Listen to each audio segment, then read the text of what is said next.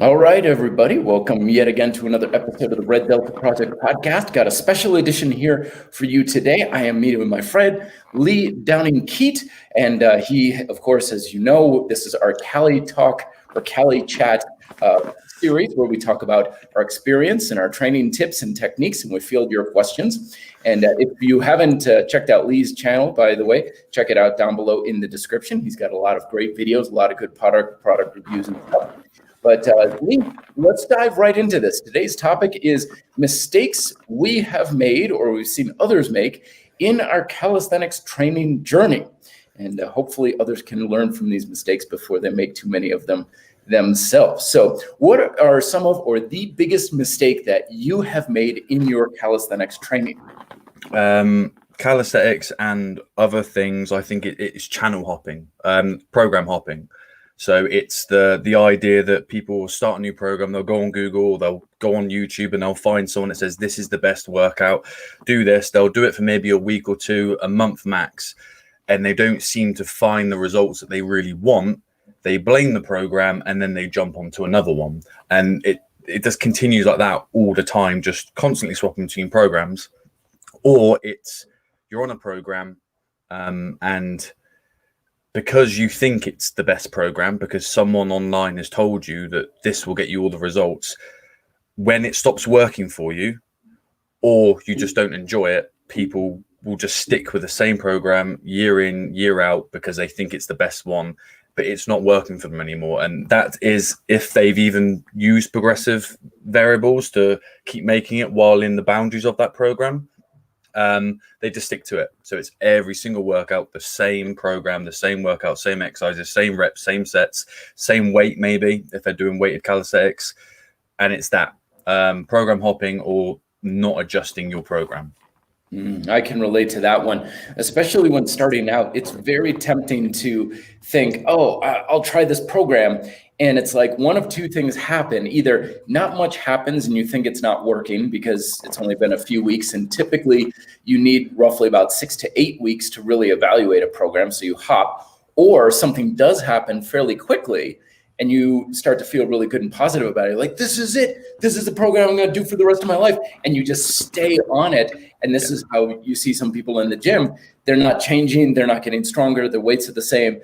And they're like, well, I'm sure if I just stick with it. And I'm like, well, how long have you been doing it? It's like 5 years. It's like, oh, God, no, please.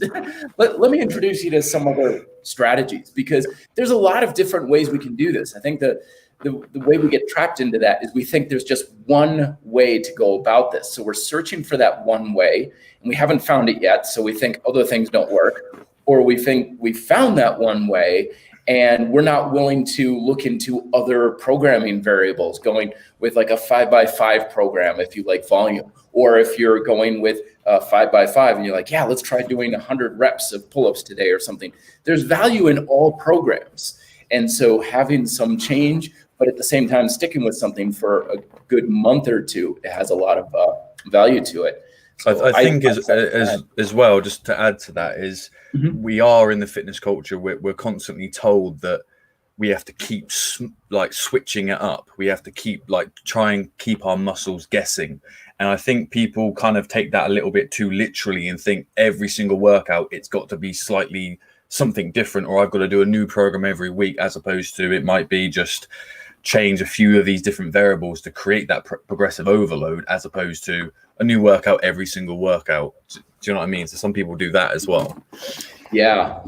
And going along this idea, I know we'll field a lot of questions later, but I just got this real quick coming on in saying, can't stay. So I'd like to answer this question right off. But I'd love to get your thoughts on the Neuromast style of training. This is John Bruni's work that I've met John before at the Dragon Door Strength Conference. Really smart, interesting guy. Do you know much about Neuromast? No, never heard of it. So Neuromast was actually an early influence for grind style calisthenics as well. And the idea, and it's been a while since I've done this, I have Neuromast workouts on the RDP channel, but the idea is you're changing neural gears during the workout, where you're doing like fast explosive and then really hard, intense strength based, and then you're doing an isometric, and then you're going fast. So in John's examples in the book, he talks about like football players where you're on the line and everything goes and you've got to be explosive and power, but then immediately you're hitting some sort of alignment. And then you go from going super fast to not hardly moving at all, and you're pushing as hard as possible. So the Neuromast program is all about changing up how you're using your muscles in different aspects of strength. Personally, I think it's a fantastic program. Getting some different variables in the same workout, like an isometric and then an explosive, or slow and very heavy and then fast and light, and changing things up like that. I'm a big fan of that approach. Again, that was an early influence to why we do things the way we do in grind style calisthenics. Fantastic program. I think John's really got something. So thanks for the question. I want to make sure we answered that because he said he couldn't stay. So going along with mistakes, and we talked about program hopping. I've certainly been on both sides of that, where I'm jumping all over the place, but at the same time, staying with one type of approach for far too long when I should have been changing things up. But the biggest mistake that I made was putting too much of an emphasis or attention towards the effort I was putting into my workouts and not paying enough attention to the output, enough of what is actually performing better. How am I improving how well I can do the exercises? Are my reps going up? Am I getting more stable? Am I using more range of motion, feeling more confident? I was too much into the idea of, as long as it takes a lot of effort on my part, then it's good. And the reason why that kind of screwed me over was because I purposely would sabotage my output, my ability to put forth output, and in an effort to make things more effort-based. I would purposely do things like work out at the hottest time of the day, not drink water, wear uncomfortable clothing. I used to go bike riding barefoot, so my feet would get chewed up. Anything that I thought, if it takes more effort on my part, then it's got to be more productive. But a lot of times, if we're going with too much effort and we're decreasing our output, in other words, how much we can get out of the exercise, we're actually compromising our results. So we basically end up working harder for less result. It's like going into a store and being like, oh, that item is $10. How about $15? And the clerk would look at you like, but it's only 10. You only need to be, yeah, but I want to spend more money than I have to. And that was a cycle that I spent years locked into, and now I'm starting to finally get out of that. Did you experience that at all, Lee, or do you see that kind of attitude much? I was definitely guilty of smashing myself every single workout, thinking that was the how you were going to get full progress. And I would, every single workout, it was like, let's say I was doing deadlifts at the time, it'd be like every single last rep, I felt like I was just going to collapse. I just felt like I've given everything, and I was training like that for a long time. I made good progress, but it burnt me out completely because I thought I've got to keep pushing and I've got to keep going to my max if it's going to get anywhere. So I was definitely very, very guilty of it, of going too hard and thinking that the more you put in and the harder you work, the more you get out, which to a degree you get a little bit more than if you hardly do anything, but it's not sustainable and it's not the only way to get results. Yeah, one of the books that finally started to break me out of the idea was, I recommend Dan John's Easy Strength. And the concept of the Easy Strength program actually supposedly came from Pavel Tsatsouline, and Dan John kind of wrote the book on it. But the idea is that you are not crushing yourself, but you're still working to improve your proficiency in the exercise. So you're not going to your absolute limit. So basically the idea is, instead of trying to improve your 100%, you're trying to improve your 80%. Because if you can improve your 80%, your 100% marker will move forward on its own. And that's definitely a strategy I recommend, especially for anybody listening. If you feel like you're just beating your head against the wall and you're feeling like, I just can't get past this point, give the Easy Strength approach a try. And of course, you can approach it to weightlifting, calisthenics. It's all the same idea of go to like 50 to 70% effort in your workouts and just basically try and get better at doing the exercise and add resistance when it gets easy, not because you can continue to make it get more weight and reps, but when it really actually gets easy. And that's more about, let's focus on getting the output out instead of just busting ourselves over the head with a lot of effort. Now, Lee, when it comes to, with working out and fitness and stuff, have you seen other people keep making the same mistakes? Like everybody out there keeps going with in the same sort of pattern recurring that you see? What do you think about that? It is normally like when you're in the gym, you see the same people in the gym doing the exact same thing. And a lot of the time, sadly, they're doing bad form, and it's a repeated process of just doing things in a bad way over and over again. And then you'll notice the same people, and there's probably people that are watching now that have seen people that go to the gym that haven't changed in years. They look exactly the same. They've either never lost weight, they've never got any stronger, they've never got any, whatever their goals were. Like, people just keep repeating the same stuff. Sadly, it happens a lot, but it's one of those things. And I guess this is why we make this channel, do this live stream, to try and put information out there, to try and help people to stop making these recurring mistakes that people feel very, very lost. Like you said, you're beating your head against the wall, like you don't know what isn't working now. I might have got progress at the start, but why are things suddenly not working now?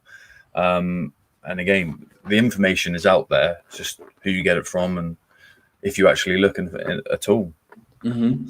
Yeah, I think one of the things that is an attitude that I've adopted that's very good is that there's always so much more that we don't know and understand about even the most basic concepts. Like if you think of like this is your totality of knowledge, especially for beginners, they learn a few things about push-ups and they think they've got this much understood about the push-up, when in reality it's like that much. And one of the things I've noticed in my own career, but also just with people in general, is the more advanced you get, the more you realize how little you actually know and understand about what you're doing and how much more there is out there. So I think there's a tipping point a lot of people reach where they're like, I know so much. I know pretty much all there is to know about push-ups or squats or whatever.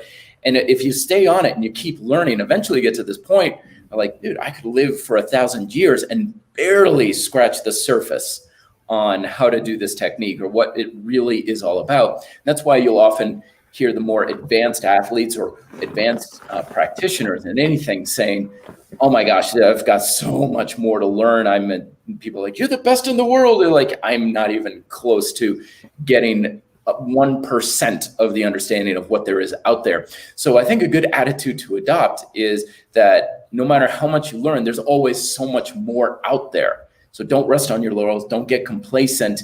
Keep hungry to understand what you're doing at a deeper level. And that will keep you moving forward rather than, oh, I know how to do push-ups. I don't need to learn anything more than that, even though you've been doing it for like 6 months.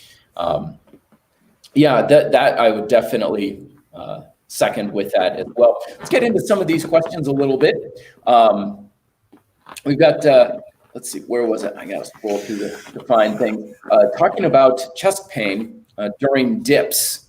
And this is something that depends on what the pain is. I mean, pain is always a hard thing, almost impossible to diagnose on anything on the internet. The internet's the worst place to get a self-diagnosis on such things. But lots of times with dips, especially, if the muscle isn't resilient and mobile enough, if you come back, because dips use the chest in the biggest range of motion of all chest exercises. So when we do a dip, the pectoral, I know you can't quite see this, the pectoral gets stretched as much as possible. So if you don't have the strength in the chest, you won't have the mobility in those chest muscles, and you sometimes get a strain, particularly near the sternum level. And if that happens, it's just a case of got to go lighter, let it heal, could take several weeks kind of thing. Assuming that's the case. Have you experienced stuff like this before, Lee? Not chest pain with dips, but I know a lot of people struggle with especially shoulder stuff when doing the dips, because like you said, that it is very, very easy to that shoulder extension to increase it dramatically. And if you're doing that under load, your whole body weight, it puts a lot of stress on the connective tissue. And obviously, depending on if you're upright or further over, it can place stress in different parts of your chest or your shoulder. But like you said, it's very difficult to diagnose someone over line. And obviously, as we've always said, is go to a doctor or someone like that to get it properly checked. But like I said, it's one of those ones, like, do you feel the discomfort when doing push-ups? Is there different things that you can play around with the dip to see, is it too much of a range of motion that seems to, once you go past that point, then you feel the pain, or is it pain completely the whole time? And it might be then something, okay, that could be, you're just gonna have to get rid of the dips for a while, rest it, work on the push-up, and maybe it might be, like you said, there isn't enough strength, there isn't enough mobility and the strength within that range of motion that your body seems to be struggling with.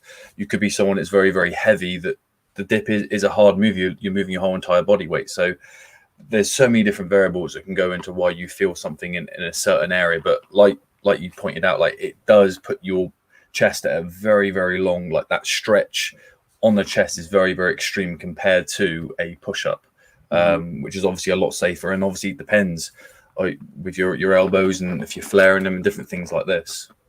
Yeah, that's one of the things that I've adopted, is trying to get my dip as narrow as possible. It's a pet peeve of mine. Sometimes I'll go and find dip stations at playgrounds and stuff, and it's like, my gosh, who's using these damn things? Like Andre the Giant, they're like so wide. And one of the things I love about using dips on things like suspension straps, gymnastics rings, the handles on my Bodyweight Master, you can put them at the width you want. So it's like, oh, finally, I can do dips at the width I want. I don't have to be wrenching the hell out of my shoulder with these super wide dips, because it's a myth that in order to build up the chest, you have to have your arms wide out to the side. And it's not wrong, but you can certainly build yourself up by being very close and tight in. A good example of that is known as Hannibal for King. The calisthenics athlete, you see him on YouTube. He does everything close. His chest is huge, very, very well developed. And it's a proof to the testament that you don't have to go wide. So I've always given the analogy that in the martial arts, like, we put people's arms out to the side if we want to do arm bars and we want to stress their joints. If you want to protect your joints, you keep it in close.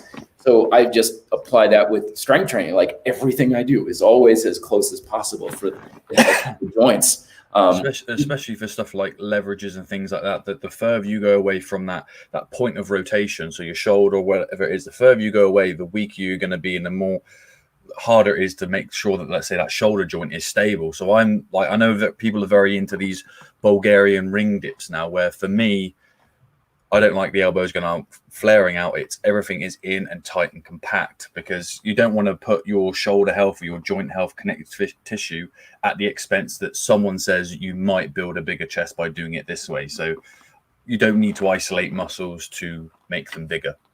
Absolutely, for sure. Let's field another big question here. We got one. What kind of role did genetics play in building muscle? Lee, take the floor. I think it does have a big role, like everything. It has a big role, but I think people place too much of an importance on it, because I don't think a lot of us truly know what our genetic potential is. I mean, if your parents and your grandparents were world-class athletes, you know, you might be able to see your potential, but what are their fitness things? How do we really know what our potential truly is? And I think a lot of people fall on that thinking, I'm never going to get there because of my genetics. So sometimes I feel it's a bit of a cop-out, where they do play a role, how big and tall, different things like that, but it's pay more attention into your training and being consistent and doing it right, because a lot of people don't train long enough to even reach their full potential, like their genetic potential. There's a lot of people that have no idea what their full genetic potential really is, because a lot of people either quit or they don't see results fast enough, so they then start taking, say, performance enhancers, and then that's just, you don't know what your potential now is because it's been changed. But you know, it plays a role, but pay more of attention into your training, your nutrition, and your recovery, and it could be years before you even reach your full potential. It's a hard one to know, because without looking at parents and family and exactly what you have a potential, and then going in and finding out how much muscle fibers and all these different things, like, you don't ever know what your true potential is. Mm-hmm. Oh yeah, definitely. And this kind of echoes with what I was mentioning earlier. When it comes to building muscle, there's a lot of mystery to that. Again, a lot of us are armchair beginners when it comes to understanding. But when you talk about neuromuscular scientists who understand it on a much deeper level, they'll be like, look, dude, we don't know why some people get bigger and some people don't. We're not really sure why even muscles get bigger in the first place. I mean, there's hormone factors, there's genetic factors, there's diet, there's exercise, there's how those things interrelate. So if you have certain genetics, are you better with volume or better with intensity? Or maybe you need more rest or less rest, but in certain ways, a different diet.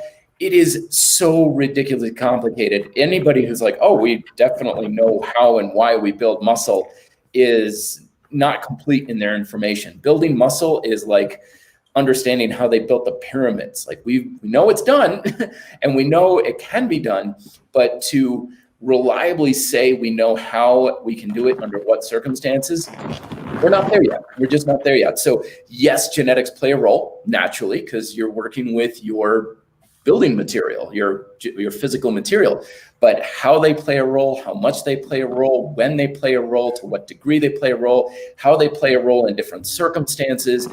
And it's not as simple as this is the gene that makes you build muscle. Therefore, if you have this, it's more like a collection of genes. Like, okay, this gene is good for building muscle. This one's strength. And this third one is power. Now, if you have this special combination, you might have this type of muscle growth. It's so incredibly complicated. I remember hearing a study where scientists thought for sure they knew they had it nailed down of this is the gene that will help you be like fast and explosive. If you have this, you can be an Olympic sprinter. If you don't have this, you have no chance of being even a good amateur athlete. And then they went and tested Olympians and they found that over 3/4 of the Olympians didn't have that gene. So they were like, you can't be an athlete unless you have this gene. And this gold medalist from like Germany or something is like, I have the worst genetics possible. And he was the best in his country. So how it all works, that's why I say embrace the mystery of this, folks. The minute you start telling yourself, I can't do it because of X, Y, and Z, you're putting a self-imposed limitation on yourself that simply does not need to be there. All right. Next question here, Lee. What kind of cliche question, but I've been doing push-ups, pull-ups now for 2 years. Couldn't do 1 rep when I started. Now I can do 4 sets of 8 reps of both. Congratulations, cheap choop. Is this normal progress? Well, first of all, congratulations. Pull-ups are very hard to do, so you've made a massive improvement there. So that's good. Don't worry about the timeline. It's different for everyone. There's so many different variables and how everyone trains, so you don't need to compare yourself to other people. I mean, you've got to the point where you couldn't do any, and now you're doing 32, which is, he did say 4 sets of 8, didn't he? My maths is right. Yeah. So congrats. There's no such thing as a normal time frame. It's going to be different from everyone, different people, for whatever it is. Just feel positive that whatever you're doing has been working, and congratulations. Yeah, I'll definitely second that. I always think of making progress in fitness like back when I was living in Vermont, when my parents, we always said we get there on Vermont time. Like, when are we going to get there? It's like, we're going to get there when we're going to get there. Like, I don't know. Could be an hour, could be 10 minutes. It's depending if there's cows in the road or whatever, because I grew up in a farming community. You get there when you get there. But the other thing I want to point out is that with social media and stuff, there's so much of a skewed perception of what strength is and what is normal, quote unquote, where someone would say, I can do 8 pull-ups for 4 sets. I mean, 4 sets of continuous 8 pull-ups, that's 1% territory. That really is, because you take the average questionnaire on the street of how many pull-ups can you do, well over 50% can't do 1. Yeah. So by doing a single pull-up just once means that you're stronger than 50% of the people out on the street today. Being able to do multiple sets for multiple reps really is 1% territory as far as the general population is concerned. Now, you go to a calisthenics competition or something, and the numbers in relation would be askew. But again, you're talking about a niche population that's now skewing your perception. But going from 0 to 4 sets of 8, I don't know about you, Lee, but I don't run into many people who can make that kind of progress, who can stick with it long enough and get that far in their training to that degree. People are like, I could do 4 sets of 8. Well, where'd you start? I did 4 sets of 7, kind of thing.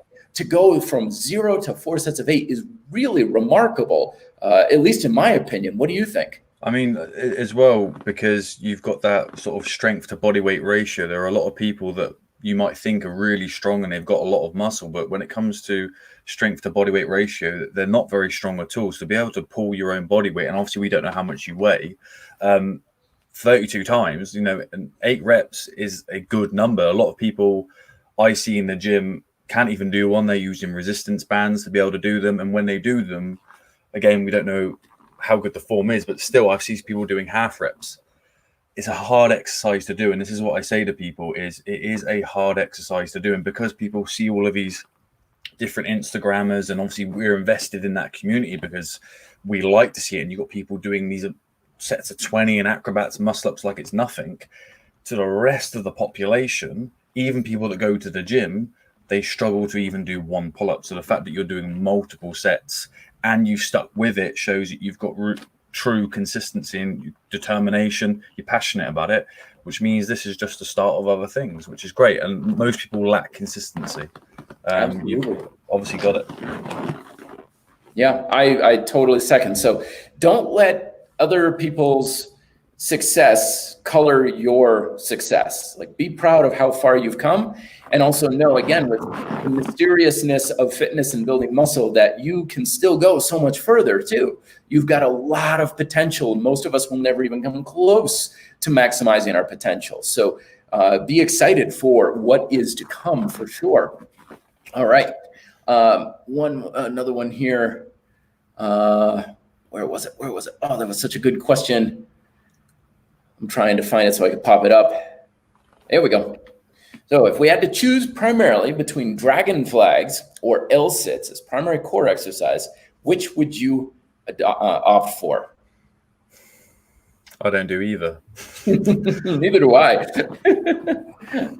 But I would say, I mean, God, they're both good. I would, for the most part, I'd say, why choose? Like, go with one for several weeks, then go with another, or you could superset them together. I mean, there's always this attitude of, like, I've got to limit myself. And there's definitely value in that, because the opposite is I've got to do everything under the sun, and then everything gets diluted. But there's value in so many different things. So if you want to do both, and switch off back and forth which one you're focusing on.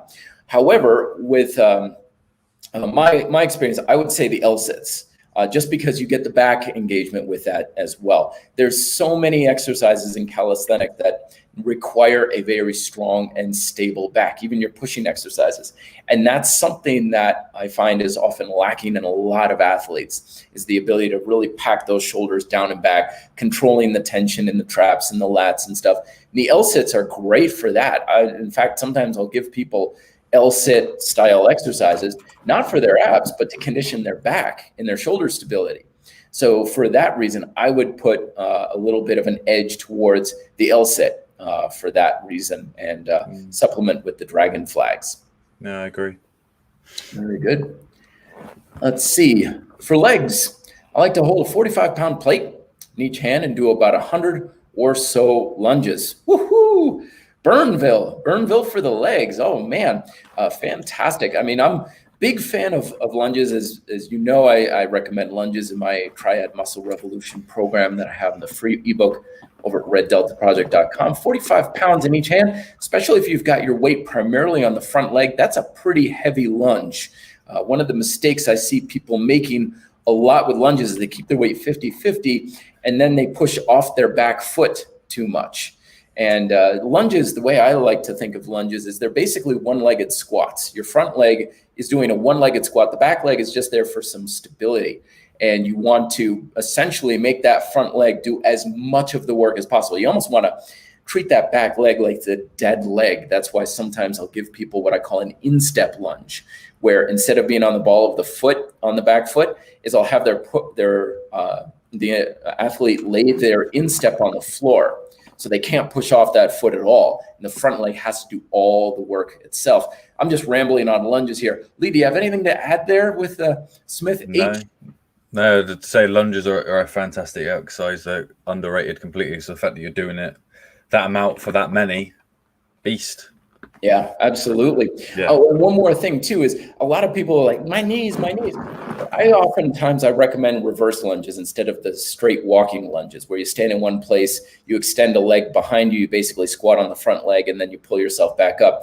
I like that for several reasons. One is it gets the glutes and the hamstrings because you're pulling yourself forward. Plus, you don't need space for it. You could do it in place. You're in one spot. So you don't have to like be walking up and down the gym floor and avoiding people walking around and people have to avoid you and stuff.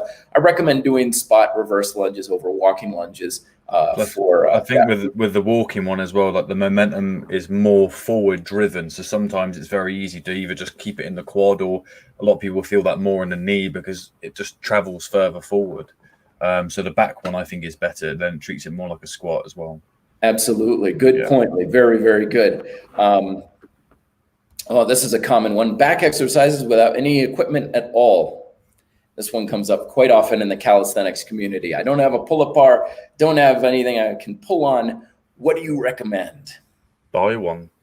Yeah, that's my recommendation too. Like I said, I mean, I've got a video coming out today about the top 5 calisthenics equipment, and a point I'll make in that is if you truly are taking your calisthenics seriously, or you really want to get invested into it, buy at least a minimum of a pull-up bar, because they're very, very cheap. A door frame one that you wedge in between or hooks over, you'll get so much out of your training just by being able to do pull-ups. Pull-ups are that great. If you were to pick one exercise, it would be a pull-up. So if you're, buy one, or if you have to walk to a park or somewhere where there's some scaffolding or a tree, wrap a towel around a tree and then do your pull-ups. Like there's one, I guess, no equipment, use a towel and a tree, but it's literally that important. If you really want to go far and really do it, invest the money. A pull-up bar is a must, I think. Absolutely. Totally agree. And calisthenics sometimes gets this reputation as being as minimalist as possible from an equipment standpoint. And there is a lot to be said for that. But I think some people are so invested in taking it to a very large degree that they'll purposely limit their equipment options. Yeah. And being minimalist isn't about going with as little as possible. It's about recognizing what's most necessary and what you get the most value out of without having extraneous, wasteful time and energy on other things. And something you can hang from is certainly not that. I'll also second and plug one of my own videos. I have a video several weeks ago I did. Basically, it's a simple pull-up device. All you need is literally a length of rope and 2 PVC handles. You can hook it over tree limbs or beams and stuff like that. Very easy to build, super cheap and affordable.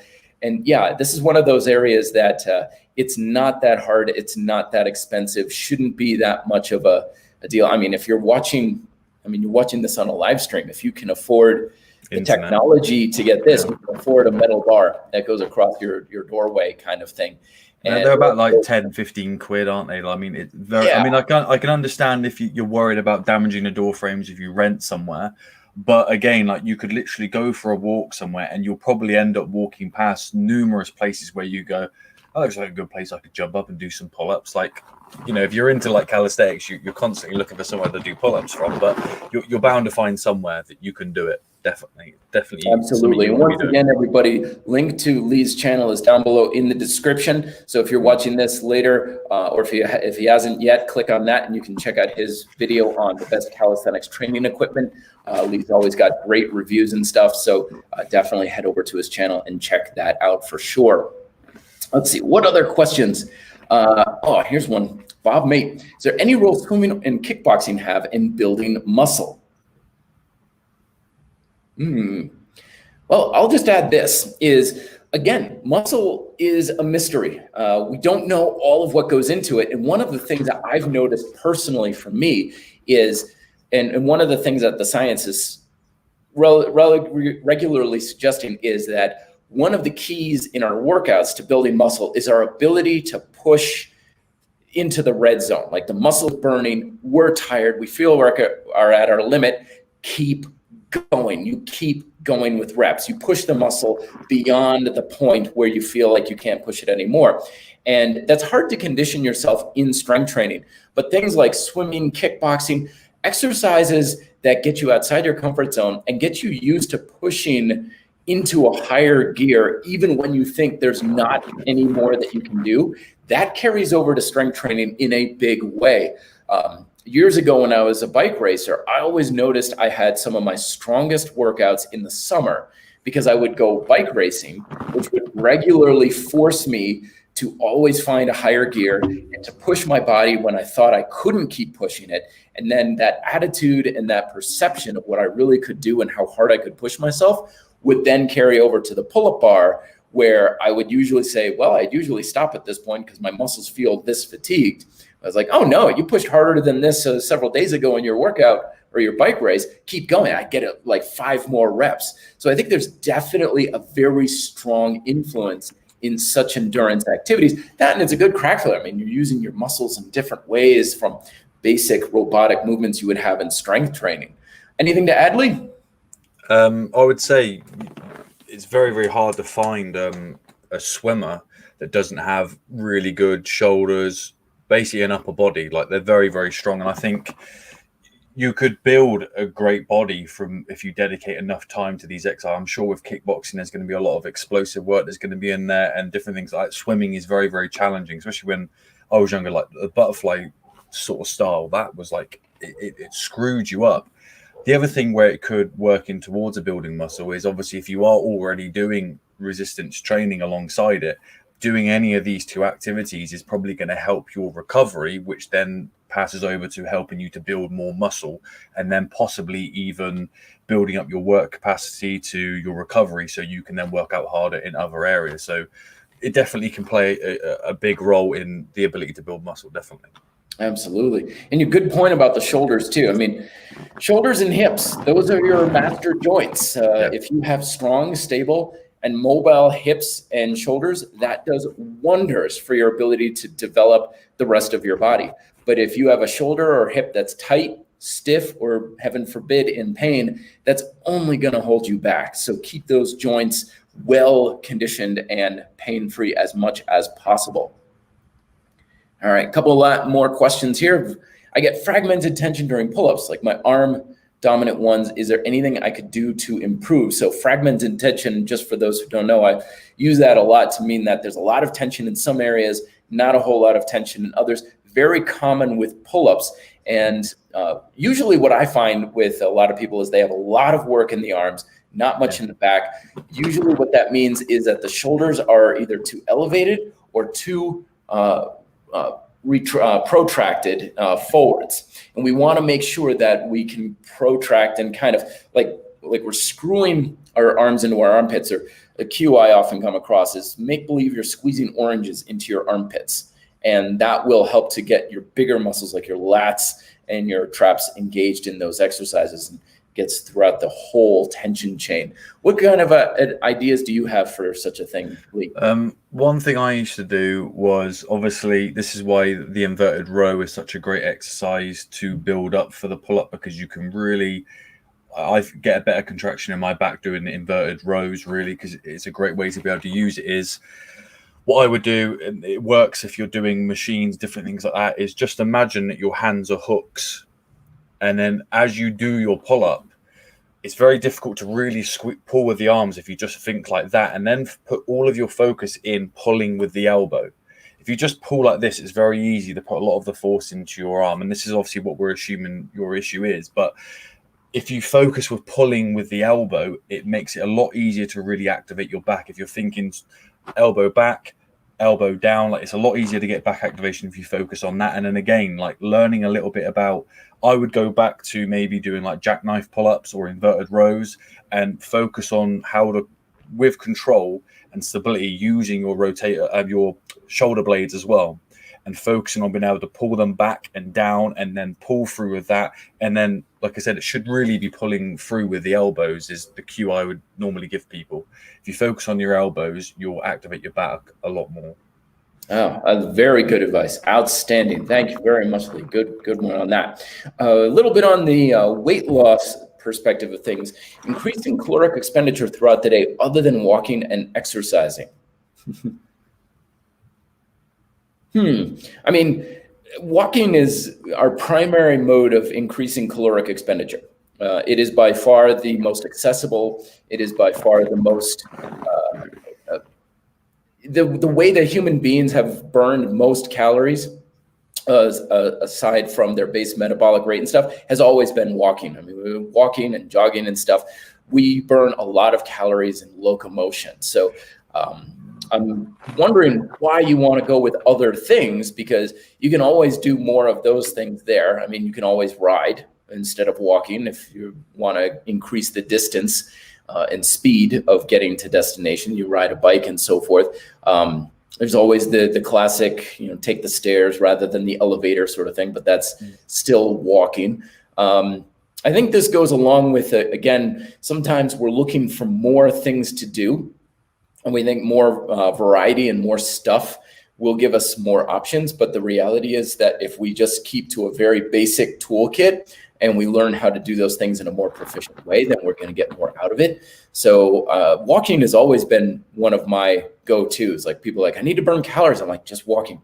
Just get out and walk where you need to go, walk for recreation, walk to de-stress, get out and walk to the park for your calisthenics. Walking is a big one right there. I'd say also just get into active hobbies too. Take up a sport, take up some sort of hobby that includes some sort of physical activity as well. So that way you're learning some new skills, you're meeting new people and having fun with a new thing as well. And that could be anything from taking up a sport or getting involved in a club. Anything to add, Lee? Yeah, just wondering why, because obviously normally you increase your calorie expenditure by just exercising in general, but yeah, walking is one of the main ones. So I'll be a bit interested about why that, but this is why people don't realize why resistance training is so important when you're trying to lose weight.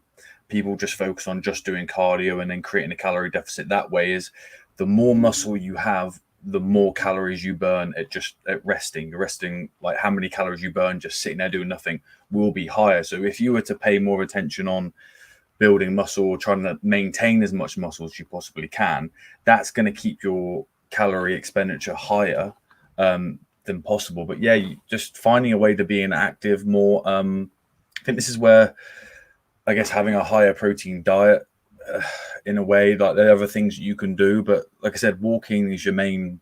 So easy to do. You can do it every day and you can do for a long period of time. It's the easiest way to burn calories. Or just eat less. Yeah, keep the diet in check. And again, we're talking about muscle being many different pieces to the puzzle. Weight loss is the exact same way. Like, you're not going to lose weight because you follow a particular diet. You're not going to lose weight because you have a particular exercise style, or you do a set and rep combination, or you just avoid certain foods. It's very common where people will change one variable and they'll get a result, and they think that variable is the lone single thing that determines the result, which is a trap that is very easy to fall into. I've fallen into it many times, going along again with our idea of mistakes that we change. In the book Fitness Independence, I talk about how you're lost and you don't know how to get to a destination. Someone says you need to drive a red car, and then you get a red car and you buy a red car and you pay all the money and stuff, and you get there and you're like, oh, so if I want to go to the airport, I have to drive a red car, even though it has actually nothing to do with the actual ability to get to the airport. Happens all the time where people are like, if you want to lose weight, you got to do this kind of exercise, you got to do this kind of diet, you got to eat this way, exercise that way. When the reality is you've got to just get more going out than is coming in. And you can do that any way you want. It's use the resources and abilities that you have at your disposal. And walking is just, we recommend it just because it's so accessible to a lot of people. Yeah. And I see a lot of people are successful with walking just because they can do it. They can do it all. I mean, I was just thinking that the question could be driven by the fact that even though walking is fairly low impact, it might be an issue where either the ability to walk or they struggle to do stuff that might be that impact load. They're trying to find other ways to do it. So the next one would be swimming. It's very, very low impact and very accessible to people. If you're someone who is, say, overweight or elderly, where walking and stuff like that, either the weight of you on your joints is too hard, or maybe you just haven't been doing it for a very long time. Swimming is a good way to add that in, and even I guess biking, but then exercise in general. So yeah, it's a hard one to do sometimes. Yeah, and also don't forget there's so many different variants of everything. Like here, I got the Rocky Mountains in my backyard. Like you can go for a hike, which is still just walking, but a hike is very different environment, very different approach.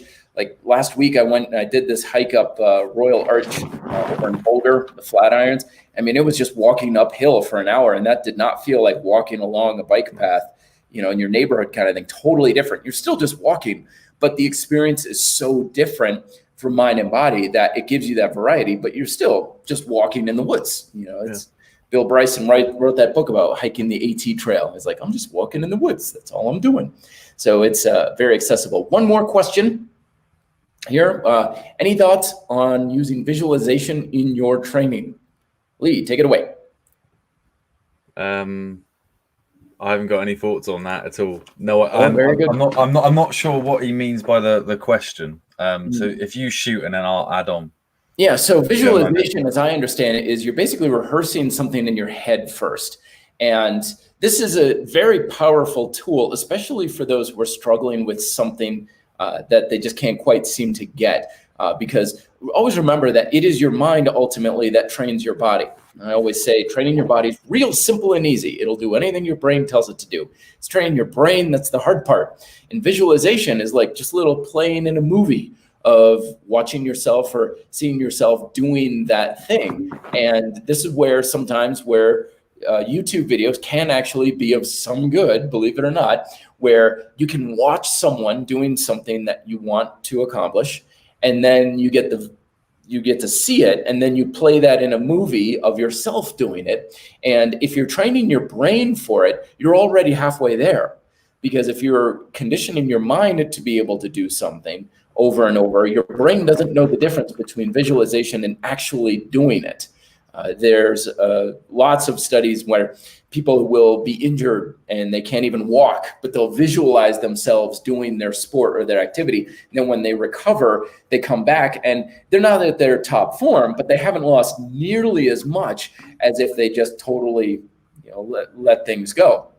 So visualizing what you want to do, visualizing the results you want, seeing yourself there, practicing it every single day is a very potent and powerful tool. It takes almost nothing to do it, very little time, very little energy. Definitely a better use of your time when you're like waiting in line at the grocery store than scrolling through social media for the umpteenth time. Just kind of visualizing yourself doing the things that you want will carry over to your training for sure. Little story, years and years ago, I actually won a bike race based entirely on visualization because I had to go down a hill at the end of the race and I had a broken derailleur. I couldn't change my gears. So the only thing I could do was just let go of the brakes and let the bike run down the hill. But an hour before the race, I had been watching downhillers, which is a very different sport, but downhillers going down the mountain, flowing and beautiful and graceful. So I just used that visualization while I was going down. And I was thinking, I'm going to be like those downhillers. I was kind of moving and trying to be like them. And I won the race purely because of the visualization, because I usually suck at going downhill. So Lee, have you had an experience where you like think of yourself doing something and then you're doing it? Yeah, I think like trying to process, especially when you're trying to do like a new exercise, you're trying to focus on the different parts in, like say focusing on your back or different movement. And let's say if you, like I said, you've watched a video where you've seen someone doing it, or they've got visuals of what your back should be doing or arm should be doing, to try and picture that in your mind while doing it definitely helps to get the form down. But also that the idea of, I guess in a way, putting that tension in the muscles and that mind-body connection of like knowing what muscles are doing what in what movement can definitely help the efficiency of your form and actually learning it right from the start. So yeah. Outstanding.